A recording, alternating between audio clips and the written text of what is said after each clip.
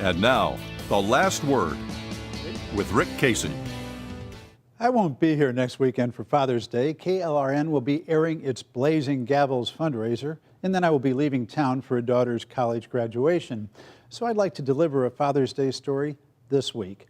It's a true story that I've told many times, once in print, once on this program, and frequently to younger friends with small children. I'll keep telling it because it addresses one of civilization's most intractable problems: how to deal with a screaming toddler. In America, Montessori is widely thought of as an avant-garde educational approach designed for pampered middle-class and upper-middle-class children. Once, when my daughters were at Judson Montessori School, now the Montessori School of San Antonio, an acquaintance allowed as how his child needed more discipline than that. Well, Maria Montessori would have been amused.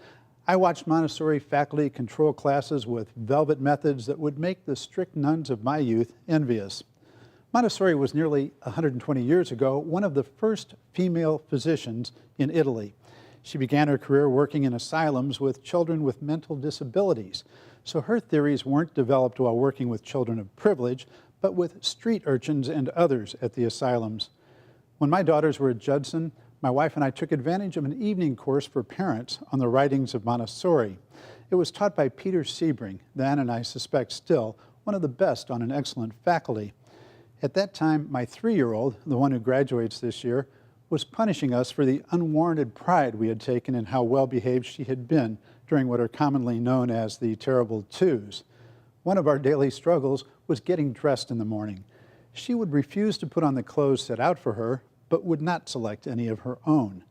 The tantrum trigger was quick, and soon one parent would be holding her while she screamed and kicked as the other parent tried to stuff her legs into pants. Once I resorted to spanking. It failed, it made me feel like a bully, and just made this tough, tiny girl even more defiant. Then, in our Montessori readings, we came to a passage on how to handle a child who is acting up. I was more than interested. For the misbehaving child, Montessori recommended 2 steps. The first was to remove the child from the group and take him to a quiet place. Well, that sounded familiar. We call it time out. But the second part was to smother the child with attention and affection. We were to reward this child for misbehavior. This struck me as un-American.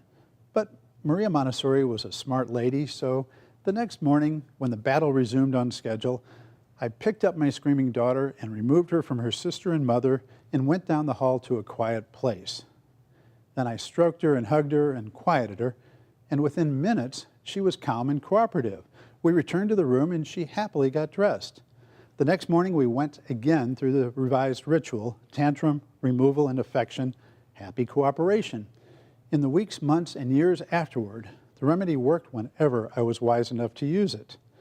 At our next weekly class, I offered my testimony like a convert. "You know what you did, don't you?" asked Peter after I related the happy ending. He was clearly not surprised by my experience. "I have no earthly idea," I said. "You've reminded her that she loves you," he said. And that's it for Texas Week. See you in a few weeks.